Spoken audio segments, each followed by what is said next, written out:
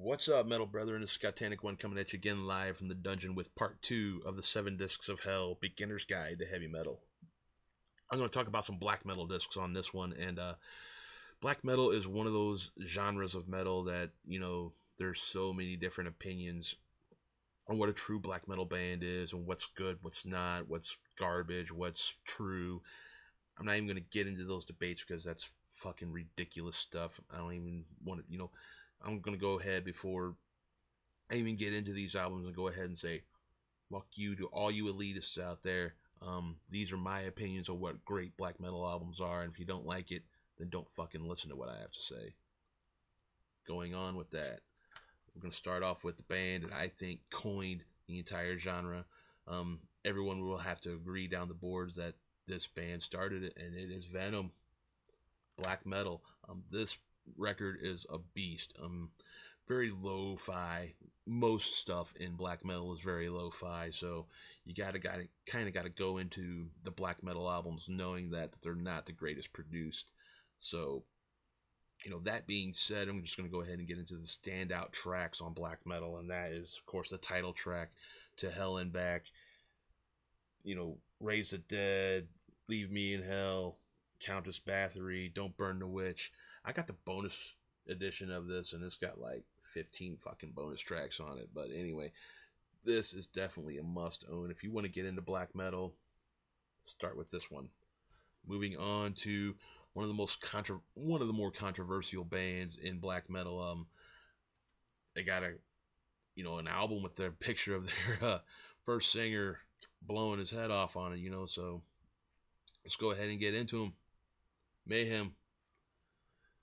The Mysterious Dom Satanas, however you fucking pronounce that shit. Some standout tracks definitely would be Funeral Fog, Freezing Moon, From the Dark Past, Buried by Time and Dust, the title track. I mean, this record is really just one of the craziest things you'll ever hear. It's so lo-fi and so low produced, but at the same time, it's a very important, monumental release for, the entire genre.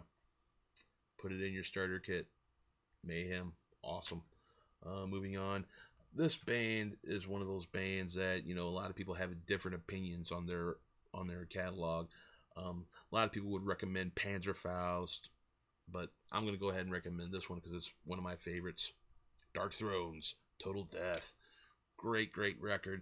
Again, very lo-fi. Some great tracks on here. Earth's Last Picture, Black Winged, you know, Black Victory Over Death, Majestic Desolate Eye. I mean, The Serpent's Harvest. This is a really good disc. I would recommend it to anyone. Put this in your starter kit for some definitely good Norwegian black metal. Moving on, this is one of those bands that got kind of big in the late 90s. Not like too big, but definitely one of the bigger known bands, definitely one of the more commercial, more mainstream bands in black metal. With that being said, here it is, Emperor, Anthems to the Welcome at Dusk. This is a really good record. I like a lot of the tracks on here. It's very symphonic. Definitely one of the first symphonic black metal records by them. Let's see. Oh man, these tracks some of them are so hard to pronounce. The Loss and Curse of Reference, The Acclamation of Bonds, The Wanderer, The Longing Spirit, Opus e Satana. Definitely would recommend picking up. If you're going to pick up any Emperor record, this is definitely one of them to check out. The other one's like the Eclipse of the Nightshade or something like that. Definitely check it out. Moving on.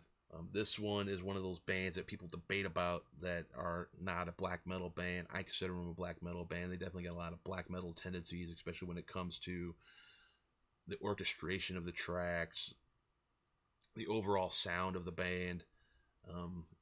This was my gateway to this band, so I'm going to go ahead and whip it out here for you. Cradle of Filth, Cruelty and the Beast. Really great concept record based on the legend of Elizabeth Bathory. Really cool, interesting side note to this record is the Hammer film that they did about Elizabeth Bathory called Countess Dracula starred an actress named Ingrid Pitt. She does a lot of the voiceovers in the character of Elizabeth Bathory on this record, which I think is really super fucking cool. Gonna go ahead and get into some of the standout tracks.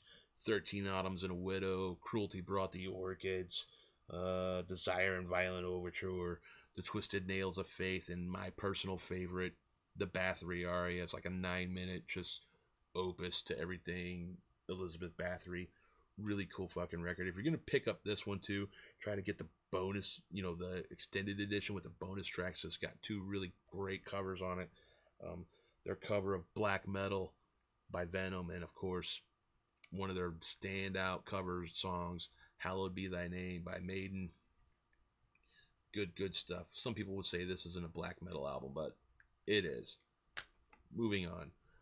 This is one of those bands too, another Norwegian band that kind of stray away from like the whole satanic sound and whatnot. They got their own little mystical realm that they come up with, that they discuss in their music, and they're not around anymore, which is another tragedy because they parted ways. But we're gonna go ahead and get into it. Now, a lot of people would recommend probably Blizzard Beasts or Battles of the North, but I think this is probably the best gateway record to this band. Immortal, Sons of Northern Darkness. Not a bad track on it, man.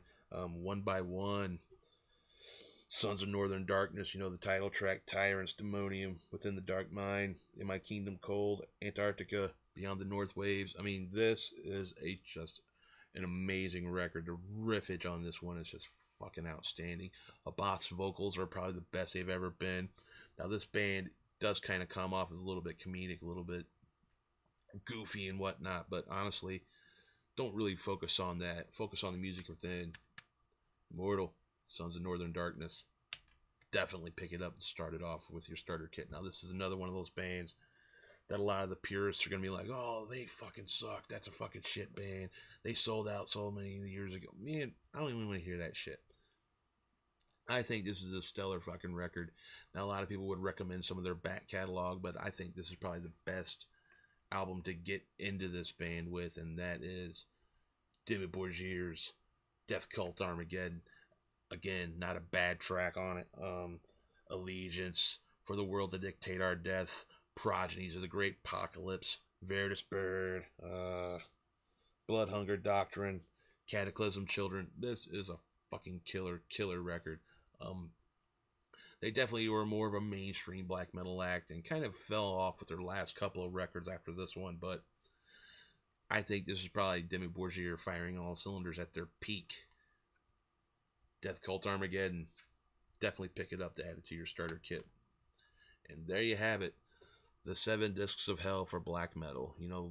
If you think I missed something, go ahead and put it down here in the comments. Like, subscribe. Disagree with my opinion on this. This is kind of open to interpretation to everyone. So let me know what you think, metal brethren. Later on.